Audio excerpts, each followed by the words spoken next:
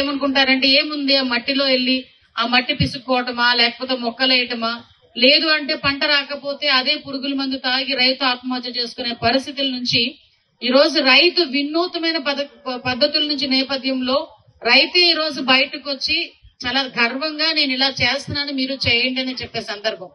ఈ రోజు మా శ్రీని గారిని చూసి నిజంగా నేను గర్వపడాలి. ఎందుకంటే శ్రీని గారు లాంటి రైతులు ఈ రోజు చాలా మంది రైతులు మా దగ్గరికి వచ్చారు. ఆ రైతులందరూ కూడా అబ్బాయి వయసు అయితే చిన్న వయసు, సురేంద్ర అబ్బాయి ఫస్ట్ మాట్లాడిన పిల్లడి పేరు నాగేంద్ర. ఆ అబ్బాయి వయసు ఎత్తకూడదు 30 ఉంటాయా ఉన్నాడా ఇక్కడ 30-32 ఉంటాయి. ఆ వయసులో ఏంటంటే మహా అయితే మొబైల్ పట్టుకుని ల్యాప్టాప్ పట్టుకుని ఆడుకోవడం అంటే ఇంకా ఆ టైంలో సినిమాలు చూసుకోవడము, లేకపోతే బలాదూర్ తిరిగేదో, లేకపోతే పెళ్లి అయితే ఏదో చిన్న పిల్లలతో ఏదో వెళ్లే పరిస్థితి నుంచి తను చెప్పే విధానం కూడా ఎంత ఎఫెక్టివ్ గా చెప్తున్నాడంటే ఉన్న రైతులందరూ వాళ్ళ అనుభవాలు నిజంగా ఏదో ఆర్టిఫిషియల్ గా చెప్పడం కాదు. ఒక అమ్మాయి వచ్చి చెప్పింది, నా కూతురికి ఆస్తమా ఉండేదమ్మా, నా కూతురికి కొంచెం బ్రీతింగ్ ప్రాబ్లం ఉండేది, ఈ ఆర్గానిక్ ఫుడ్ పెట్టిన తర్వాత నా కూతురు సైకిల్ తొక్కుకొని వెళ్ళి వాళ్ళకి అమ్మేసి వస్తుంది అని. నిజంగా అమ్మాయి చెప్పేటప్పుడు అమ్మాయి కళ్ళల్లో చూసాను ఎంత ఆనందంగా అనిపించిందంటే. ఇంకొక అతను పెద్ద ఆయన చెప్తున్నారు, అమ్మ నాకు షుగర్ ఉండేదమ్మా, నేను ఈ రైస్ తినడం మొదలు పెట్టిన తర్వాత నా షుగర్ కూడా కంట్రోల్ అయిపోయింది. ఇంకొక రైతు చెప్తున్నారు, పెద్ద ఒక అతను చెప్తున్నారు, ఇంతకు ముందు మా నాన్నకు కూడా తెలియకుండా నేను ఒక ఆవును తెచ్చుకున్నాను, వెళ్ళి ఒక దేశీయ ఆవును కొనుక్కొని వచ్చుకున్నా, దాంతో నేను ఏ ఎరువులకి కూడా వెళ్లాల్సిన అవసరం లేదు. ఇందాక సౌజన్య చాలా గర్వంగా చెప్తోంది, మేడం ఎరువులు అడగని ఒక విలేజ్ నాకు కనిపించిందండి, ఆ విలేజ్ వాళ్ళు ఎవరు కూడా నేను ఎరువులు అడగలేదు. అంటే విషయం ఏంటంటే ఈ రోజు ఎంత మేరకు మోటివేట్ అవుతున్నారో మనందరికీ కూడా తెలుసు. చిన్నప్పటి నుంచి ఆరోగ్యమే మహాభాగ్యం, ఆరోగ్యమే మహాభాగ్యం అంటే చిన్నప్పుడు అర్థమయ్యేది కాదు. ఎన్ని వేల కోట్లు ఆస్తున్నా మన ఇంట్లో ఆరోగ్యం లేకపోతే అనుభవించేవాడు కూడా ఎవడు ఉండడు. ఆ ఆరోగ్యం అనేది ఎలా వస్తుందంటే మనం తినే తిండి బట్టి, మనం చేసే పని బట్టి ఉండే ఆరోగ్యం. ఈ రోజుల్లోనే ఏదో దిగుమతి పెరుగుతుంది, లేకపోతే ఎక్కువ బస్తాలు పండుతాయి అని చెప్పి లేనిపోని యూరియాలన్నీ వేసి మొక్క తాలూకా సారంతో పాటు భూమి తాలూకా సారాన్ని కూడా పాడు చేసుకొని అవి తినడం వల్ల రేపు వచ్చే క్యాన్సర్ లాంటివి, షుగర్ లాంటివి, బీపీ లాంటివి, వాటి గురించి మళ్ళా హాస్పిటల్ చుట్టూ తిరిగి ఆ మందులకి చాలా ఎక్కువ అప్పు సప్పు చేసుకుని ఒక పక్క నుంచి మళ్ళా తిరిగి వ్యవసాయం చేసేటప్పుడు సరైన దిగుబడి రాక మళ్ళా ఆత్మహత్యలు చేసుకునే పరిస్థితులు చాలా మట్టుకు మనం చూస్తున్నాం. కూర్చొని ల్యాప్టాప్ ముందు కూర్చొని కాదు, మట్టిలో కూడా దిగాలి, ఆ ప్రకృతితో కనెక్ట్ అవ్వాలి. అప్పుడే లైఫ్ తాలూకా వాల్యూ కూడా తెలుస్తుంది, రైతు పడ్డ కష్టం కూడా తెలుస్తుంది. నిజంగా మనం నేను అందుకే అంటున్నా, డిపార్ట్మెంట్ వాళ్ళని ఇక్కడ ఎంఆర్ఓలు, ఎండి వాళ్ళు అందరూ కూడా ఇక్కడే ఉన్నారు.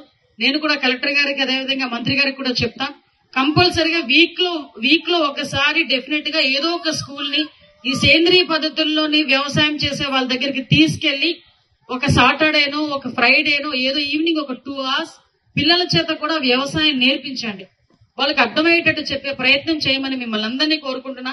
ఏదైనా మార్పు అనేది ఈ రోజు రాదు, ఆ మార్పు రావడానికి కొన్ని సంవత్సరాలు పడుతుంది, కానీ అది పర్మనెంట్ గా ఉండే మార్పు.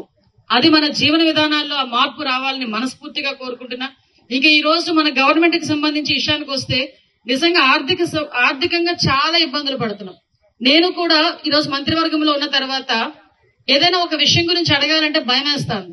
ఎందుకంటే ఖజానాలో డబ్బులు లేవు, అయినప్పటికీ కూడా ఆదుకోవాలి, ఎట్టి పరిస్థితుల్లో రైతులను ఆదుకోవాలి, తల్లులను ఆదుకోవాలి, అదేవిధంగా పిల్లల్ని ఆదుకోవాలి, అన్ని రకాలుగాను ఆదుకోవాలనే ఉద్దేశంతో గౌరవ ముఖ్యమంత్రి గారు ఎన్ని ఆర్థిక ఇబ్బందులున్నా కూడా రైతులను ఆదుకోవాలనే ఉద్దేశంతో ఈ రోజు దాన్ని ప్రత్యేకంగా తీసుకొని ఆ కేంద్ర ప్రభుత్వం నుంచి వచ్చిన 6,000, అదేవిధంగా రాష్ట్ర ప్రభుత్వం ఇస్తున్న 14,000 కలిపి 20,000 రూపాయలని 3 దఫాలుగా ఈ రోజు ప్రతి రైతు అకౌంట్ లోకి కూడా డైరెక్ట్ గా వేసే పరిస్థితి కనిపిస్తా ఉంది. ఈ రోజు చాలా మంది చాలా రకాలుగా మాట్లాడతారు. ఇంతకు ముందు మీద సుమారుగా మన దగ్గరే 6,500 మందికి ఎక్స్ట్రా ఈ రోజు మనం డబ్బులు ఇచ్చే పరిస్థితి కూడా కనిపిస్తా ఉంది. ఒక పెదరాంభద్రాపురం గ్రామంలో తీసుకుంటే 440 మంది రైతులకి దగ్గర 77 లక్షల రూపాయలు ఈ రోజు వాళ్ళ అకౌంట్ లో డైరెక్ట్ గా పడినాయి. ఒక పాయకరావుపేట కాన్స్టిట్యున్సీ లో చూసుకుంటే 39,600 మంది రైతులకి 52 కోట్లు ఈ రోజు డైరెక్ట్ గా అకౌంట్ లో పడిన సందర్భాలు కూడా ఉన్నాయి. అనకాపల్లి జిల్లా మొత్తం చూసుకుంటే 2,42,000 రైతులకి 320 కోట్ల రూపాయలు ఒక మన జిల్లాలో.